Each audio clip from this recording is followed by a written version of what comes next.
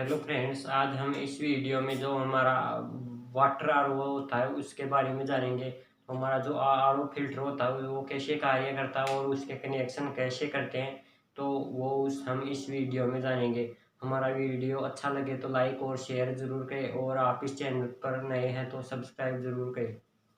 आज हम इस वीडियो में आरओ फिल्टर के बारे में जानेंगे।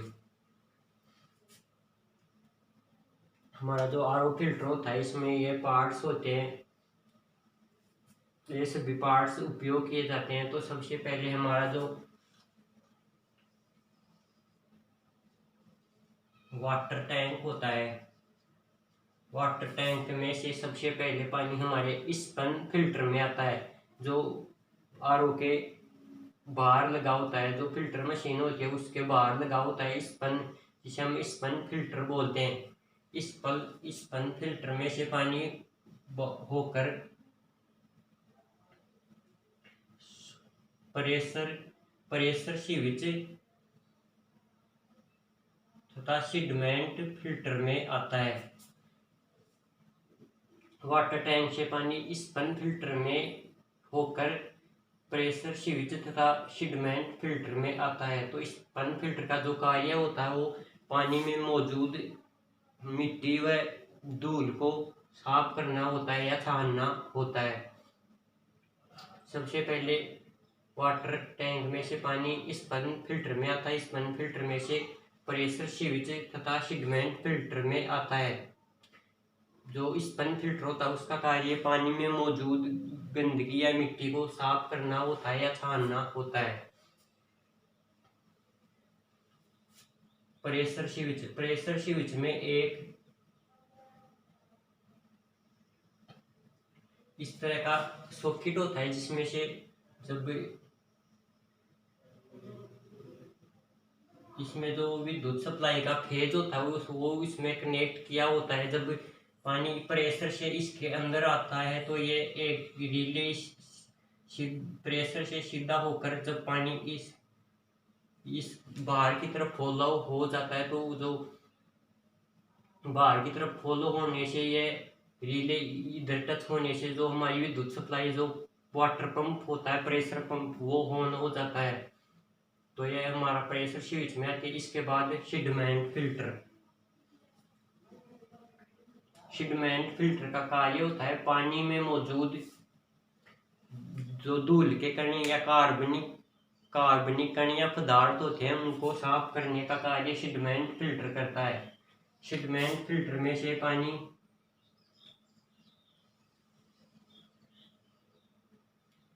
प्रीकार्बन फिल्टर में जाता है।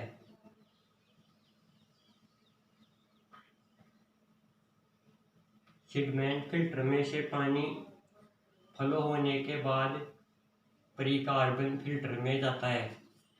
प्रीकार्बन फिल्टर में एक एक्टिवेट कार्बन फिल्टर लगा होता है। जो प्रीकार्बन फिल्टर होता है उसमें एक एक्टिवेट कार्बन फिल्टर लगा होता है, जो पानी में मौजूद क्लोरीन व जो कार्बनिक कण होते हैं उनको साफ करता है तथा पानी की गंध या बदबू को दूर करता है। तो इसका कार्य प्रीकार्बन फिल्टर करता है। प्रीकार्बन फिल्टर में से पानी फ्लो होने के बाद सोलेनोइड वाल्व में जाता है। सोलेनोइड वाल्व ये पानी को रोकने का कार्य करता है। इसमें एक मैग्नेटिक कॉइल होती है। जब मैग्नेटिक कॉइल को विद्युत सप्लाई दी जाती है तो एक्टिव होकर जो वाल्व होता है उसको ऊपर की तरफ खींच लेती है, जिससे पानी आउटसाइड में बाहर निकल जाता है।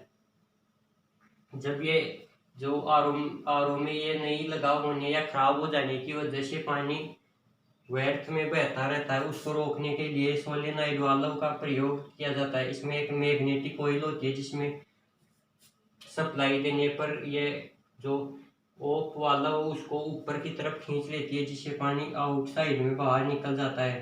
तो ये पानी के बहाव या व्यर्थ को रोकने के लिए इसका प्रयोग किया जाता है। सोलेनोइड से निकलने के बाद पानी हमारे प्रेशर पंप में जाता है। हमारे प्रेशर पंप में जाता है। प्रेशर पंप से पानी प्रेशर के साथ हमारे आरओ मेम्ब्रेन में जाता है।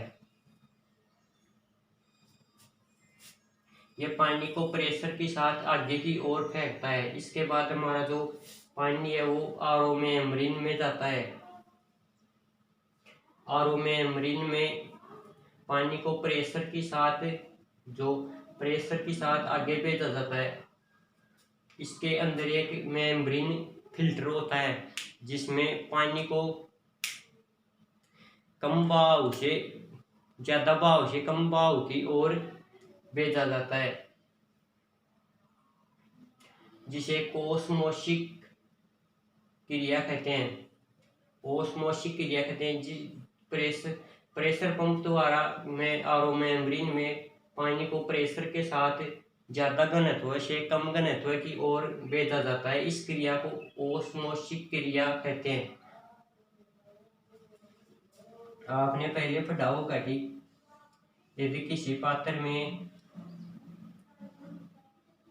आलू को काट कर उसमें शक्कर का घोल भर कर उसको यदि वाटर में रख दिया जाए, यदि वाटर में आलू के इस तरह को काट कर इसके अंदर जो शक्कर का घोल है वो भर कर पानी के अंदर रख दिया जाए तो इसके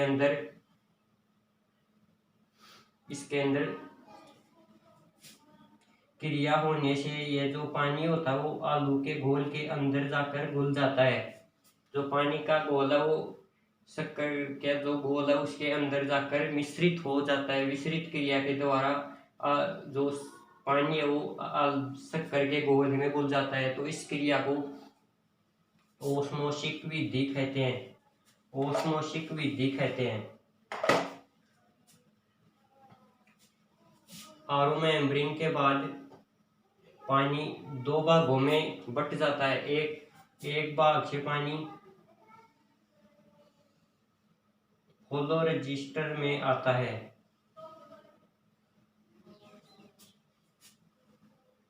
आरओ मेम्ब्रेन से पानी दो भागों में बट जाता है।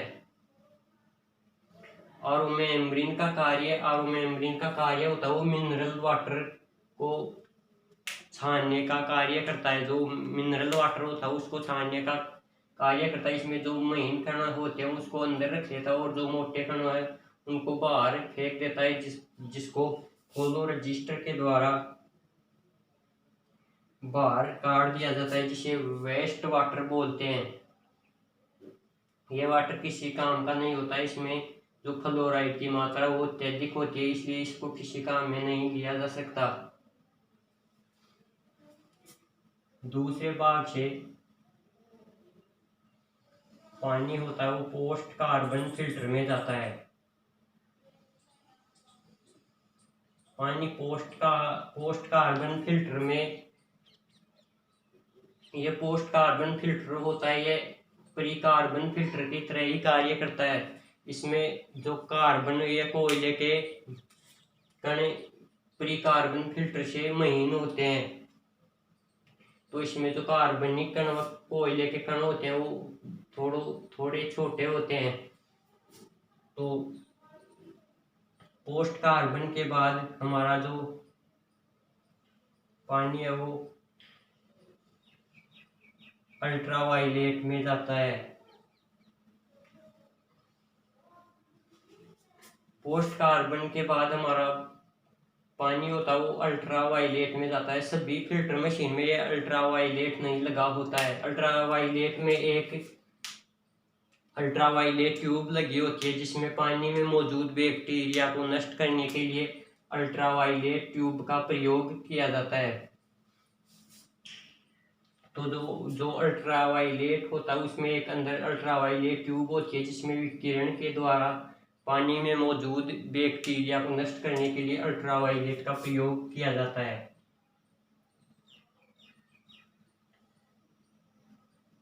अल्ट्रावायलेट से पानी निकलने के बाद एल्कालाइन फिल्टर एल्कालाइन फिल्टर में जाता है। इसमें बहुत सी जो पत्थर होती हैं उनकी परतें होती हैं इस तरह। इसमें अलग अलग महीन कणों की पत्थरों की परत होती हैं, अलग अलग पत्थरों की परतें होती हैं जिसमें से पानी गुजारा जाता है। तो यह जो पानी जब इन पत्थरों के मध्य से होकर जाता है तो ये मिनरल जो पत्थरों के मिनरल होता है वो पानी में घुल जाता है और ये इन पानी के पीएच लेवल को भी ठीक करता है। एल्कालाइन फिल्टर से पानी निकलने के बाद हमारे प्योरिक टैंक में चला जाता है। जो हमारा जो शुद्ध पानी होता है वो प्योर वाटर टैंक में चला जाता है। ये तो हमारे फिल्टरों के कनेक्शन हो गए। हम अब इलेक्ट्रिसिटी विद्युत सप्लाई दी जाती है उसके कनेक्शन के बारे में जानेंगे। तो सबसे पहले हमारे जो 2 पिन सॉकेट होती है उससे प्लग को संयोजित करते हैं 2 पिन सॉकेट में। SMPS जो बॉक्स होता है उसके जो लीड होती है उसे पहले हम 2 पिन सॉकेट में संयोजित करते हैं। 2 पिन में संयोजित करने के बाद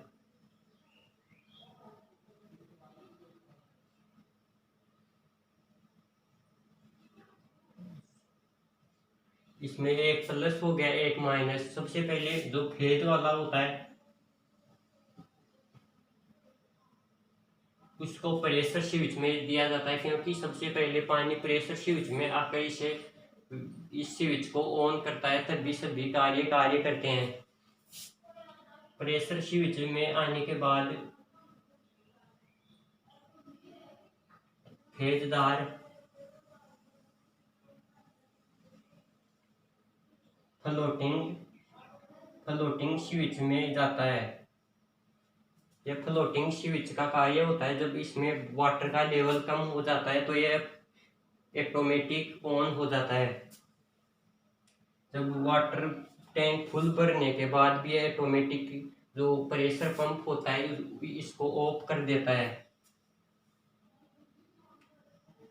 फ्लोटिंग वाल्व से निकलने के बाद फेजदार अल्ट्रावायलेट में जाता है। अल्ट्रावायलेट के बाद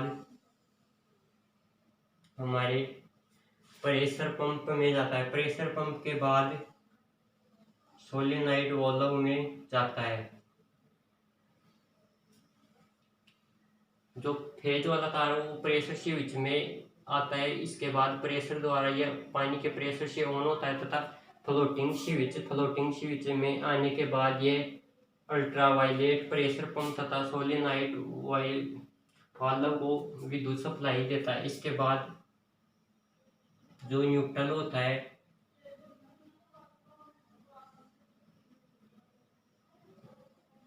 प्रेशर पंप तथा सोलेनॉइड वाल्व तथा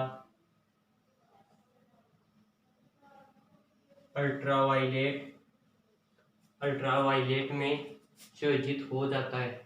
तो इस तरह हमारे जो विद्युत के कनेक्शन हो गए और ये हमारे फिल्टर के कनेक्शन हो गए। सबसे पहले वाटर टैंक से पानी स्पंज फिल्टर में आता है। स्पंज फिल्टर का कार्य मिट्टी और धूल को साफ करना होता है।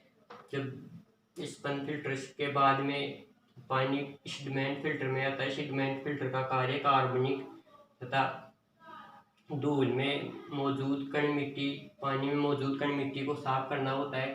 फिर पानी प्रीकार्बन फिल्टर में आता है। प्रीकार्बन फिल्टर में एक एक्टिवेट कार्बन होता है जो क्लोरीन तथा कार्बनिक पदार्थों को शुद्ध करता है, अलग करता है और पानी की बदबू को भी दूर करता है।